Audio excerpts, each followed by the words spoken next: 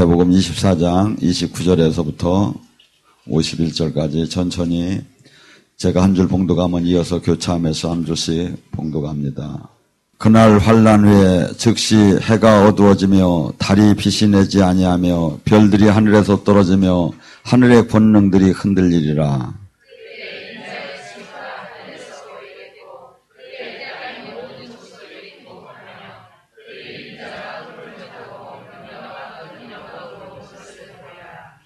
그가 큰 나팔 소리와 함께 천사들을 보내리니 그들이 그의 택하신 자들이 하늘 그 끝에서 저 끝까지 사방에서 모이리라.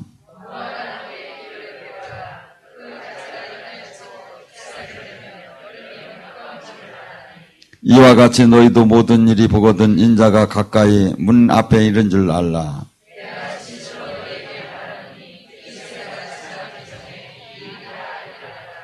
천지는 없어질 정도는 내 말은 없어지지 아니하리라.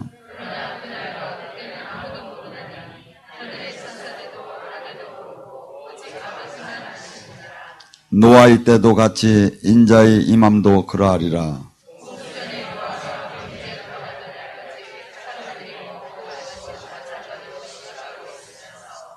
홍수가 나서 그들이 다 멸하기까지 깨닫지 못하였더니 인자의 임함도 이와 같으리라.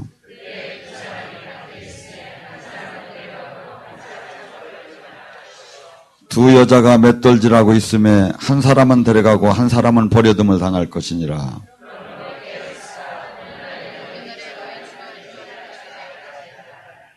너희도 아는 바와 같이 만일 집주인이 도둑이 어느 시각에 올 줄 알았더라면 깨어있어 그 집을 뚫지 못하게 하였느니라.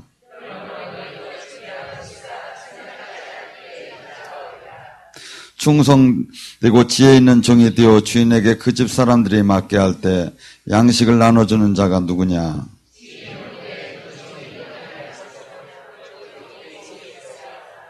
내가 진실로 너에게 이르노니 주인이 그의 모든 소유를 그에게 맡기리라.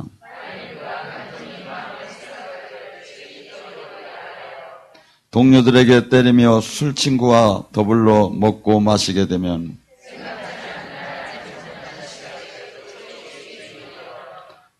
함께 복동합니다. 어미 때리고 외식하는 자가 밭을 버려 쳐버리니 거기서 슬피 울며 이를 갈리라. 아멘. 오늘 이 시간에 마지막 때에 대해서 같이 은혜를 나눴습니다. 마태복음 24장 21절에 뭐라고 하느냐면 대환난 날이 있으리니 그때는 이 세상이 시작한 이래 이런 일이 없을 정도로 가장 무서운 일이 일어난다고 합니다. 다니엘서 12장 1절에는 개국 이래 이러한 환난은 없었다고 합니다. 마가복음 13장 19절에 하나님이 창조한 창조 시작으로부터 지금까지 없었던 대환난이 일어난다고 합니다. 그다음에 또한 사도행전 1장 11절에 보면 예수님께서 하늘로 승천하실 때 천사들이라 합니다. 그분이 올라간 그 모양 그대로 그렇게 다시 내려오시리라. 그래서 우리는 기도하는 사람들은 주님께서 승천하는 모습도 보여주시고 다시 이 땅에 내려오시는 모습을 우리 원장님은 몇 번 보셨습니다.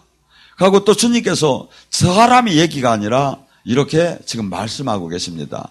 그래서 성경은 축복받으라는 말씀도 수없이 많지만 성경은 마지막 심판과 이생과 하늘의 영원한 지옥과 천국에 대해서도 말씀하시고 이 수없이 우리에게 경건의 삶을 요구하며 이 땅에서 구분된 삶을 요구하는 것이지. 근데 많은 사람들은 그래서 옛날에 이 사도시대 때는 곧 예수님이 오실 줄 알았어요. 왜? 그래가지고 막 집도 다 팔고 모여서 살기 시작했어. 왜? 금방 오시면 뭐 있어야 뭐야. 그러니까 전부 다 그런 마음으로 그런 신앙으로 신앙생활을 했는데 이것이 어느 때 변하기 시작한 거예요. 그래서 지금은 뭐야? 막연히 안 올 걸로 다니 하는 거야. 그냥 신앙 고백은 하면서도 내 살아생전에는 안 오는 게 또 더 낫고 왜? 약간 찝찝한 것도 있으니까. 근데 원래가 막 바울 사도는 난리다쿰 하며 막 저기 하고 전혀 지금 우리의 저기하고는 다른 신앙생활을 하고 그거 요구됐는데 너무나 많은 세월 속에서 이게 변천이 되기 시작한 거예요. 그래서 오늘 이 시간에는 주님께서 이 믿음의 사람들이 어떻게 저기 하는가. 주님은 그럽니다. 하늘에 이 무서운 이 환난은 도저히 인간이 상상할 수 없는 그 무서운 환난이 일어나는데 이 환난은 믿는 제대로 주님과 하나가 된 자는 가장 이 날이 기대되는 날이요. 그래가지고서니 이 날이 가장 어떻게 본다면 원수 앞에서 상을 받는 날이 되고 가장 이 날이 영원한 그 행복이 시작되는 날이지만 제대로 신앙생활 못한 자에게는 무서운 심판의 날이 되겠죠. 근데 바울 사도가 이 펠릭스 그 총독에게 뭐라고 합니까? 도대체 복음이 하나님이 도가 뭐냐 할 때 정의와 절제와 심판이라고 해요. 우리가 심판, 죽음을 생각하지 않으면 항상 우리는 적당한 이 현실 속에서 현실의 이익을 택하며 살 수밖에 없어요. 근데 여러분 주변에 여러분이 아는 분들이 얼마나 많은 사람이 죽었는가를 생각해 봐요. 근데 마귀는 우리에게 자꾸 다가와서 이렇게 마음을 줍니다. 최소한 올해는 안 죽는다. 최소한 너는 안 죽는다. 최소한 이달에는 안 죽는다. 근데 죽음이 어떻게 시간이 있습니까? 그리고 주님은 분명히 이 심판 때는 도적같이 한순간에 뭐라고 하죠? 노아의 때와 똑같다. 노아의 때 먹고 마시고 시집가고 장가가고 하면서 이 뜻이 뭡니까? 세상에 취해서 살았다는 거예요. 준비된 삶을 사는 게 아니라 세상 속에 즐거움을 찾으며 살았다는 거예요. 이 신앙생활 주님께서는 이 뒤에 24장 25장에 뭐라고 이야기합니까? 열처녀의 비유를 대요. 열처녀의 비유를 대면서 다섯 처녀는 뭡니까?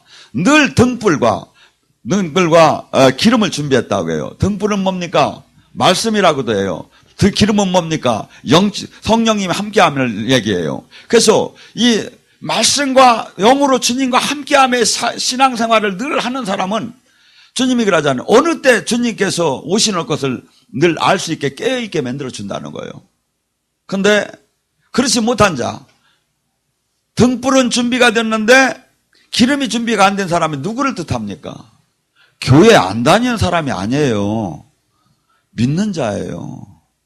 근데 그들을 주님께 우리는 영접 기도만 하면 천국을 갈 것처럼 얘기를 하는데 열처녀의 비유에서 뭐랍니까? 그들은 뭐라죠? 그 천국 혼인잔치에 참여하지 못하고 나가서 슬피 울을 거라고 그래요. 노아의 방주 때도 또한 그래요. 노아의 방주가 닫히는 순간 노아의 방주는 뭡니까? 120년 동안 노아는 아마 수없이 미친 사람 취급을 받으면서 지금 하늘문이 열리고 하늘에서 물이 내려오고 땅에서 물이 솟는다고 할 때 사람들은 이걸 이해를 하들 못했어요. 왜? 그때 당시에는 비가 없었으니까. 노아같이 거짓말쟁이가 어디 있느냐고 아마 그 속담이 있었을 것 같아, 그 시대에. 왜? 맨날 그 타령이고 맨날 120년 동안 아무것도 안 일어났으니까.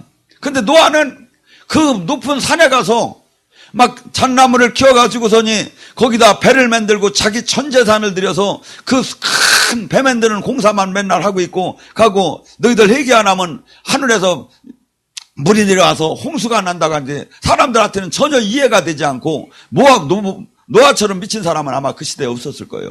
근데 그 사람 가족 7만 8만 구원을 받았잖아요. 주님이 그러잖아요. 그때와 똑같을 거라는 거예요. 사람들은 귀에 담지 않을 거라는 거예요. 근데 우리는 지금 뭡니까? 반드시 주님은 그날 저기를 준비해 놓고 그 시간을 지금 기도하고 깨어있는 사람들은 늘 느끼고 알 수 있게끔 만들어준다는 거죠. 더 나아가서 무화과 나무의 비유를 댑니다. 무화과 나무는 뭡니까? 이스라엘의 상징적인 거죠. 근데 이스라엘이 그 1300년 동안 나라가 없던 나라가 이 세상에 그런 나라는 없어요. 나라가 1000년 이상 나라가 없어졌다가 다시 태어난 나라가 한번 있느냐 이거요. 근데 하나님의 약속의 말씀은 분명히 이 이스라엘의 회복이 있었어요. 근데 그것이 하나님은 하나님의 방법으로 성취하기 시작을 했어요. 무화과 나무에 잎이 빈다는 게 뭡니까? 지금 이스라엘이 지금 다시 재건이라고 국가를 다시 찾게 되고 거기에 나아가서 이것이 얘들이 지금 이 세계의 경제를 그들이 거의 미국 같은 데는 그 20인 안에 3분의 2가 유대인이라고 합니다. 그리고 이번에 이 전쟁을 하는데 미사일을 쐈는데 100개를 저짝에서 쐈는데 100개를 전부 다 떨어뜨렸대요. 그 패트리오 미사일 같은 걸 이렇게 해가지고 요격 시스템을 해가지고 우리나라는 이렇게 이걸 다 못 갖춘 모양인데 거기는 상단에서 만약에 못 잡으면 가운데서 잡고 가운데서 못 잡으면 밑에서 잡고 해가지고 이 모든 것을 그 미사일 한 방도 그 짝에서 쏘는 걸 안 맞고 전부 다 하늘에서 요격을 시켰대요. 이게 뭡니까? 이스라엘 이 무화과 나무가 잎이 피는 거 아닙니까? 나라가 없던 나라가 다시 회복되었고 그 나라가 강건해지고 이게 뭐야? 잎이 피는 거 아닙니까? 근데 이것이 되면 인자가 문 앞에 있는 줄 알으랴. 예수님이 지금 이 징후에 대해서 예수님께서 이 땅에 재림에 대한 그래서 이 잘못하면 계시록이 무진장 위험한 거지만 아니면 이 계시적인 이 종말론이 위험한 거지만 종말론을 잊어먹고는 우리는 신앙생활에 늘 경거망동하고 현실에서 취하게 돼요. 우리는 지금 여기서 우리가 예언하고 치유하고 막 사역하고 교회 짓고 여기에서 머물러만 안 돼요. 항상 우리는 지금 그것은 임시하는 것이고 주님 오시기 전까지 우리가 가야 할 길은 천국이고 우리가 가야 할 길은 우리가 맞이할 건 예수님의 재림이에요. 그런데 이 본질을 지금 잃어버렸다고요. 우리는. 왜? 현실에 취해가지고. 누가? 마귀가. 우리가 주님의 이 말씀에 저기에서 온전하게 녹아나가야 하는데 그래서 이 정작 이렇게 주님께서 이 심판을 한번 저기 한다면 우리가 이 현실에 굳이 부자가 돼야 할 이유도 없고 그냥 먹고 주님 오시기 전까지 먹고 살으면 되는 것이고 그리고 주님 오시는 날까지 주님이 기뻐하는 그 삶을 살으면 되는 거죠. 계시록 3장 10절에 빌라델피아 교회에게 얘기합니다. 인내의 말씀을 지켰는즉 너는 환난에서 면하게 해줄 것이다. 오히려 그날이 상급의 날이고 오히려 그날을 기다리는 신앙으로 대하는데 오히려 지금 우리가 주님과 온전한 관계에 못 들었기 때문에 그날이 두려운 날로 자꾸 생각이 되는 거예요. 믿지 않는 자, 제대로 안 믿은 자, 주님의부터 결산을 볼 때 그 부끄러움을 당할 자들은 무진장 그날이 두려운 날이고 종말의 날이죠. 그렇지만 제대로 오늘 하루하루를 내가 주님을 위해서 희생하는 삶을 살았다면 이날같이 기쁜 날이 어디 있겠습니까? 근데 수없이 이 마귀들은 우리에게 다가와서 내 마음과 생각을 뺏어갑니다. 최소한 올해는 네가 예수님이 오시지 않는다. 이달에는 안 온다. 그러니까 네가 지금 이 땅에서 먹고 마시고 시집가고 장가하고 사고 파는 데에 마음을 좀 써도 되고 너도 육체를 가졌고 요새 잘못하면 재수 없으면 100살도 사는데 네 노후 대책을 준비를 해야지 않느냐. 근데 주님께서는 뭐랍니까? 지금 이 땅에서 너희들이 육체는 순례자고 잠시 있다 가는 것이고 그것을 닫고 이렇게 우리에게 확인을 시켜주는 게 성령님이 지금 오셔서 우리에게 함께하는 겁니다. 그래서 모세는 히브리서 11장에 보면 모세의 삶을 봐요. 그는 하나님을 만났습니다. 그는 어려서부터 유모를 통해서 자기 엄마를 통해서 하나님이 백성인 걸 알았습니다. 어떻게 본다면 모세만큼 지금 우리가 생각할 때 파라오 저기가 이집트가 애굽이 지금으로 말하면 그때 당시로 말하면 미국보다 더 큰 강대국이었어요. 거기에 왕이라는 것은 뭐냐면 신적인 존재였어요. 파라오는. 그게 뭐야?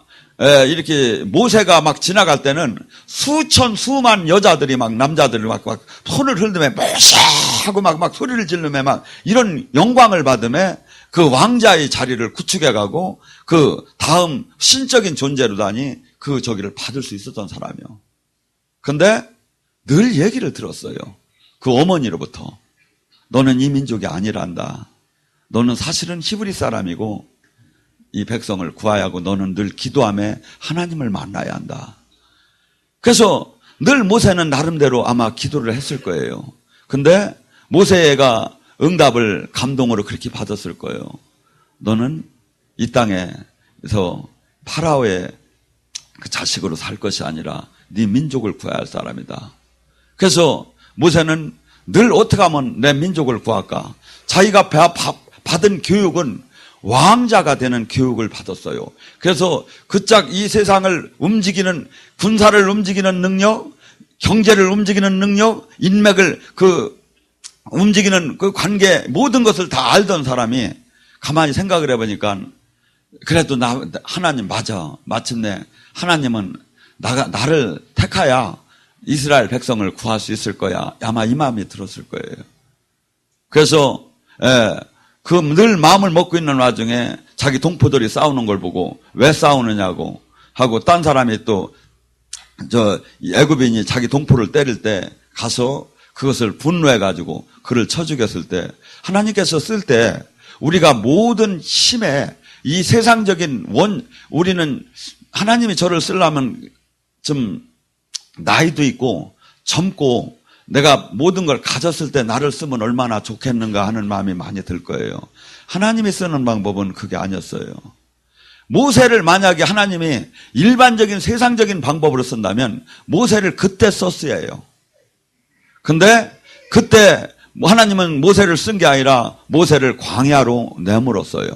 그래서 그의 모든 인맥을 다 끊어놨고 그가 의지하던 모든 그 세상적인 그 지식의 그 힘을 다 끊어놨고 오직 뭐지요? 나는 아무것도 할 수가 없는 사람이라는, 내가 나같이 무능하고 처가살이나 하면서 그 부인이 십보라예요. 십보라가 뭔지 아십니까? 들당락이라는 거. 여자가 얼마나 썼으면 들당락이야. 그러니까 나중에 그냥 처가살이야 미쳤을 거예요. 내가 볼 때는. 그 삶을 살면서 자기가 한없이 그 모세 하던 그가 한없이 낮아지고 한없이 무능해질 정도로 낮았을 때 그때 호렙산에서 주님이 만나줘요. 모세가 그냥 이 40세에 그 행동을 할 때는 그는 자기가 만약에 이렇게 잘못되면 자기가 매장될 수도 있고 죽을 수 있다는 걸 알았어요. 그렇지만 왜 그렇게 했죠? 그 모든 그 부귀영화, 그 모든 그 영광을 왜 그랬죠? 하나님이 살아계심을 알고 하나님보다는 그렇게 이 세상에서 모든 신적인 권능과 영광으로 사는 것보다는 하나님하고 함께하는 것이 영원한 생명을 받는 것이 옳다고 판단됐기 때문에 그래요. 믿음의 사람은 우리에게 지금 예수님의 재림 직전에 어떻게 되면 지금 모두가 와 있습니다. 항상 옛날도 그랬어요. 그렇지만 지금 여러분들이 시기적으로 따져봐요. 그 예수님이 이 땅에 재림하시기 전에 처처의 전쟁이 일어날 것이고 처처의 기근이 일어날 것이고 처처의 민족과 민족이 싸움이 일어날 것이고 그 다음에 지금 이 얘기를 하는 거예요. 여러분이 봐도 그렇잖아요. 지금 주님께서 그래서 항상 우리가 신앙을 지키려면 이 땅에 이 지금 현실에 지금 믿음의 사람들을 히브리서 11장에 지금 얘기하는 게 모두가 지금 그들은 현실을 바라본 게 아니라 톱으로 잘라도 칼로 찔러도 막 굶주림을 당해도 또 그 핍박과 그 고통 생명을 다 뺏긴다 하는 있어도 모두가 그 믿음을 지키며 살았어요. 왜? 이 땅에서 죽는다 하더라도 저 영원한 천국을 받아가며 소망을 항상 하늘에다 두었기 때문에 그 삶을 살 수가 있었던 거예요. 근데 마귀는 우리에게 다가와서 이러한 온전한 신앙 안에 들어가지 못하게 합니다. 우리는 지금 이것이 얼마나 행복한 걸 몰라. 근데 이 믿음이요, 그 사자굴에 들어갈 때, 카타콤에서 살 때, 그때가 믿음이 가장 옳았다는 거예요. 지금 믿음이 아니라는 거예요. 나의 이렇게 지금 모세가 그 영광을 다 버릴 수 있을 정도로 하나님을 내가 지금 사랑하는 마음이 있느냐 이거야. 예수님은 지금 곧 오신다고 하는데, 그래서 우리는 두 가지의 지금 뭔가가 나타나요. 내 개인적으로 육신이 죽음이 올 수도 있고, 예수님이 재림해서 이 땅이 끝날 수도 있고, 둘 중에 하나가 지금 뭔가 나타나게 돼 있다 이거죠. 그런데 우리는 계속해서 이 땅에서 기도를 해가지고 하나님한테 뭐가 잘 되는 데에다 자꾸 마음을 뺏기는 거야. 물론 잘 돼야죠. 그래가지고 하나님 영광을 가리지 않는 삶을 살아야 하는데, 그것은 내가 정직하게 바르게 하면 하나님이 하실 일이에요. 내가 정직하지 않고 내가 게을러가지고 내가 이렇게 막 맨날 누워서 배짱이처럼 삶에서 저기를 한다면 잘못됐지만, 그러지 않고 개미처럼 내가 하나님 일도 열심히 하며 세상 속에도 바른 깨끗한 일을 열심히 하는데도 살고 못 사는 것은 주님이 책임질 일이다 이거죠. 저는 그렇게 봐요. 열심히 바르게 신앙 안에서 열심히 살으면 언젠가는 최소한 꾸러 가게는 안 만들어요. 그래서 우리는 이 믿음 안에 이 하나님의 놀라운 사랑을 느끼고, 바울 사도는 로마서 8장 35절에 이렇게 말합니까? 누가 우리를 그리스도의 사랑에서 끊을 것입니까? 환난입니까? 어려움입니까? 핍박입니까? 굶주림입니까? 헐벗음입니까? 위험의 칼입니까? 나는 하루 종일 양이 저활장에 끌려가는 사람처럼 나는 이 땅에서 어려움을 당하고 삽니다. 예수님의 제자의 삶이라는 것이요, 이 땅에서 도살장에 끌려가는 것처럼 핍박을 받게 돼 있어요. 적당한 종교 생활을 하면 절대 핍박을 안 받아요. 근데 세상이 잘못됐다고, 세상이 악하다고, 예수님이 그래요. 너희들은 너희들을 미워하지 않나, 나는 세상이 나를 미워한다. 왜? 세상이 악하다고 하기 때문에. 내가 주님과 지금 함께하고 주님의 제자라면 세상에 대해서 내가 정의, 아까 얘기했잖아요. 하나님이 돈은 뭐죠? 의와 절제와 심판이다. 바른 것을 얘기를 해야 돼요. 내가 입 다물고 가만히 있다면 나에게 핍박을 할 사람은 하나도 없어요. 근데 하나님의 사람은 나 혼자 옳게 살면 되는 것이 아니라 옳게 살면서, 희생의 삶을 살면서 세상에 대해서 반드시 세상을 밝힐 의무가 있다 이거죠. 의무가. 그것을 안 하기 때문에 세상이 계속 악해져 가는 거예요. 그리고 이 세상에 대해서 악하다고 할 때 세상은 독사가 도개를 쳐들고 공격을 하듯이 우리에게 공격이 들어와요. 여러분, 지금서부터 가가지고서니 이 신앙, 이것은 지금 잘못된 믿음과 이것은 믿음이 아니라고, 예를 들어서 각기 지금 우리는 신앙생활하면서 권사님, 집사님, 장로님 하면서 은혜스럽습니다. 믿음이 대단하십니다. 은혜 받았습니다. 참 우리가 종교적인 인사를 많이 합니다. 그런데 딱 오늘 가셔서 그래요. 사실은 자기 자신부터 그게 나오야 해요.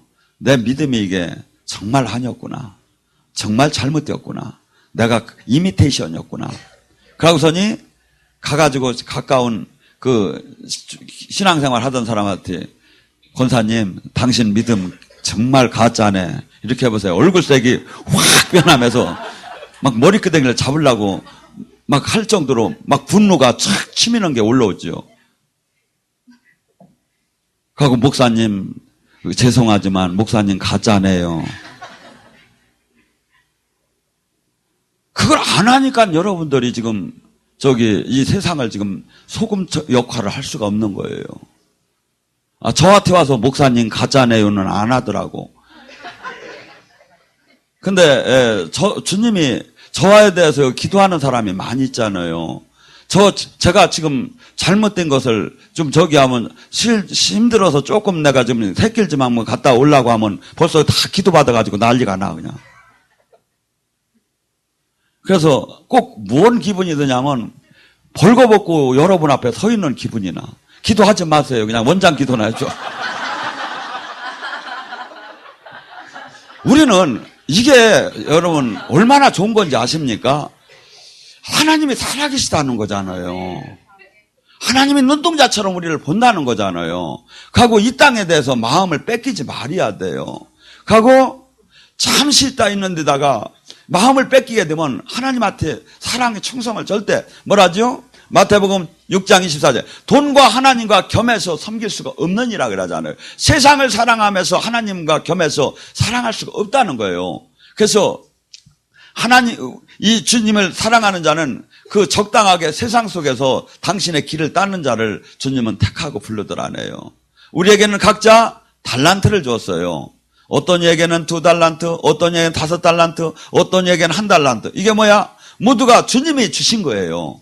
근데 나는 은사 안 받았어. 은사 안 받아서 달란트를 받았어요. 여러분이 건강도 달란트고 여러분이 지금 학교 나온 그 스펙도 달란트고 모두가 다 달란트예요. 근데 이 달란트를 갖다가 어떻게 썼느냐를 반드시 주님은 결산을 하겠다는 거예요. 근데 수많은 사람들은 이 잠시 있다 닥칠 이 환난, 잠시 있다 또 아니면 개인적인 죽음, 이 속에서 영원하게 나눠지야 하거든요. 근데 많은 사람들은 살아계신 주님을 영적으로 느끼지 못하지만 최소한 여기 오신 분들은 지금 막 느끼고 있잖아요. 이게 왜 느끼게 해줬죠? 왜 지금 치유가, 우리는 치유가 되어도 죽어요. 왜 치유해 주죠? 살아계신 하나님을 알으라는 거야. 살아계신 하나님을. 그래서 마음을 이 땅에다 뺏기지 말고 하늘에다 늘 하늘을 바라보고 살으라는 거야. 하고 반드시 이 소돔과 고모라 아니면 노아의 방주 반드시 하나님의 심판이 그것이 현실적으로 나타난다는 거예요. 근데 마귀는 이 마음을 계속해서 가려놔요. 네가 교회 일도 봉사도 하라, 11조도 하라, 또 선교도 하라, 또 네가 금식도 하라, 네가 새벽 기도도 하라. 그렇지만 네가 정말 십자가의 삶을 살지 말라. 영의 사람이 되지 말라. 마귀가 가장 막는 게 두 가지예요.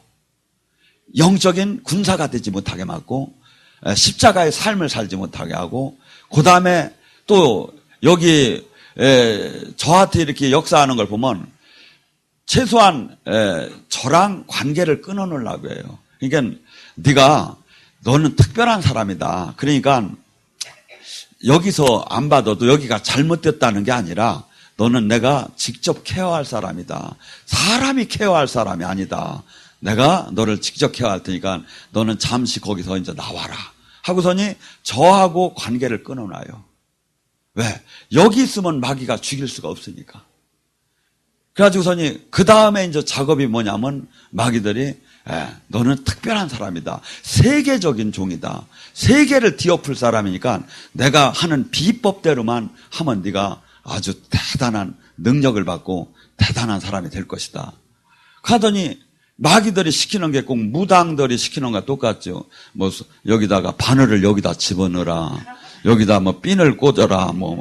아니면 밤 12시에 기도를 시작해서 그냥 저기 하고서 동쪽을 향해서 기도를 이런 식으로 하면서 그 사람을 귀신의 포로가 되게끔 서서히 끌고 가는 거야. 그러니까 뭐죠? 성경의 말씀에 지금 맞는 지금 얘기를 해주고 있느냐 이거야. 왜? 이 말씀이 지금 사람이 얘기한 게 아니라 주님이 얘기한 거니까. 그러니까 마귀는 두 가지 단계로 죽여요. 첫째는 이 진리를 깨닫지 못하게 해서 죽이고, 둘째는 진리를 깨달은 사람은 그래서 끌고 가서 바로 영적인 또 도구로 쓰려고. 그래서 제가 가끔 이런 표현을 하죠. 여기서 제자 훈련을 하다 보면 영이 안 열려서 문제, 또 영이 열리면 열려서 문제, 이 두 가지가 나타나기 시작한다고. 여기 제가 얘기를 드릴게요. 여기만 보면 이제 다음 단계가 오시는 분들이 어떤 분이냐면 영에 취해서 뒤집어지는 분들이 있어요. 여기에는 사실은 원장님이야 사람들이 전부 다요. 그 단계를 다 지내온 사람이에요. 그 단계를 지나서 고요한 단계로 들어온 거야. 파도가 위에서 엄청나게 치지만 그 밑이가 고요한 것처럼 영성이 그 짝을 지나서 고유의 단계로 들어와요. 그 다음에 뭐 하는지 아세요? 훈련의 단계로 들어가요. 고통스럽게 nothing, 내가 아무것도 아니구나. 기도를 해서 남은 낫게 하는데 나 하나도, 감기 하나도 나도 못 낫게 하는구나. 하면서 영적으로 악한 영의 공격도 받게 하고 무기력하게 싫어지게도 하고, 그러면서 영의 실전 훈련으로 들어가요. 왜? 그 전에 영적인 체험을 못하고 그 무서운 걸 시키면 다 도망가니까 그냥. 그래서 살아계신 하나님을 확실히 느끼게 한 다음에 그 다음에 영적인 훈련 연단에 들어가요. 그러면서 우리가 정말 낮아지고 겸손하고 하고 이 하나님이 주는 능력을 나를 위해서 쓰지 않고 아버지를 위해서, 아버지 나라를 위해서, 이 귀한 걸로 따진다면요, 제가 보면 말할 수 없이 이 하나님의 영적인 능력은 귀한 거예요. 세상에서 취급을 제대로 못 받아서 그렇지.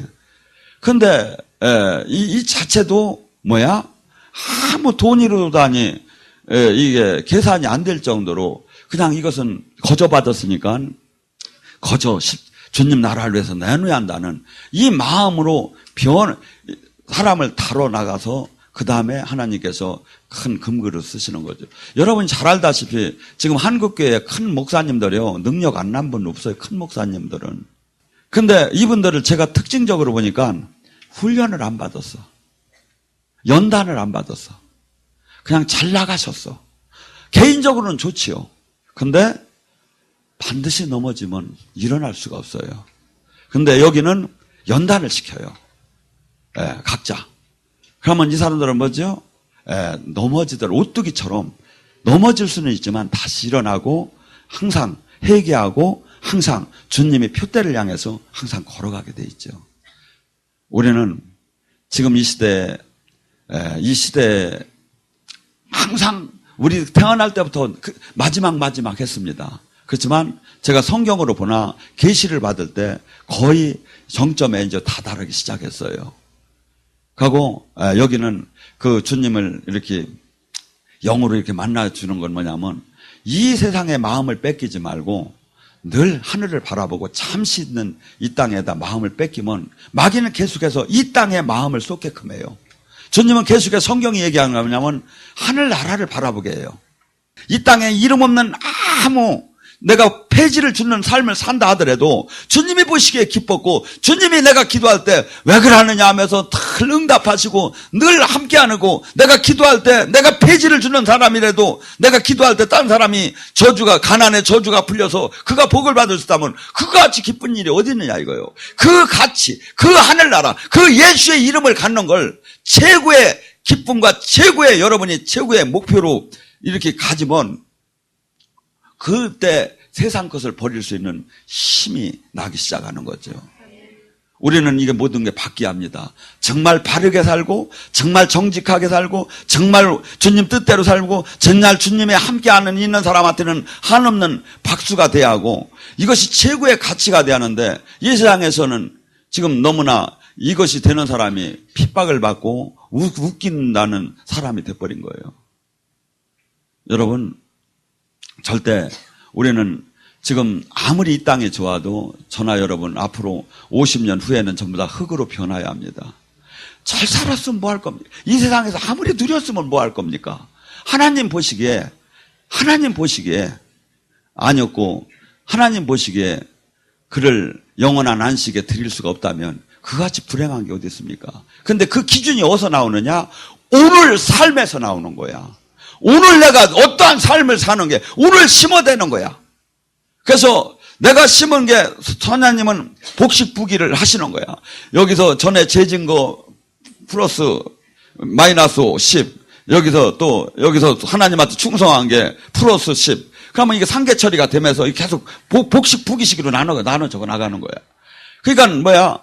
여러분이 저주가 떠나고 저기 하는 게 막 내가 주님이 기뻐하는 삶을 살게 되면 옛날 저주가 다 풀리는 거야.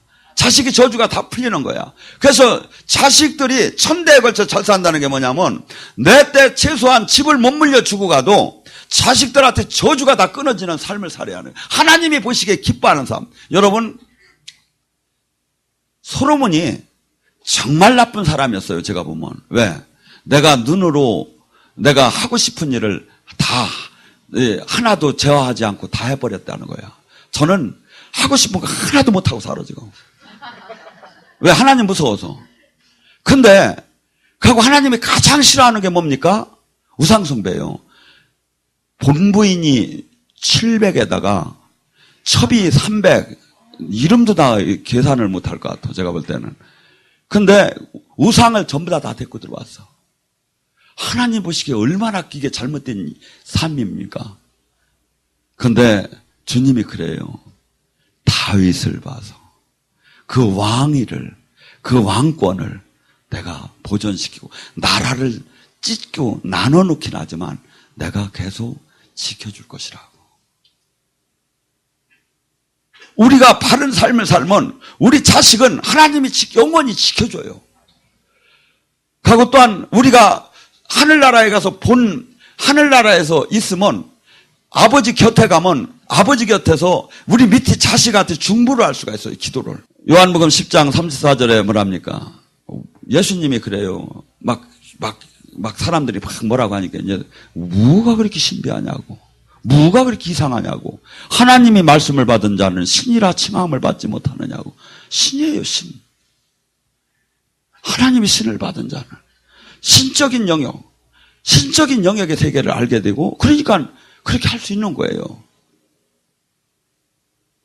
오늘 시간에 우리가 이런 영적인 풍성함을 가질 때 이 세상에 대해서 내려놓을 수 있고 주님을 준비하면서 영혼을 위해서 살 수 있기 때문에 이렇게 얘기를 드렸습니다. 조용히 눈을 감고 주님을 바라봅니다.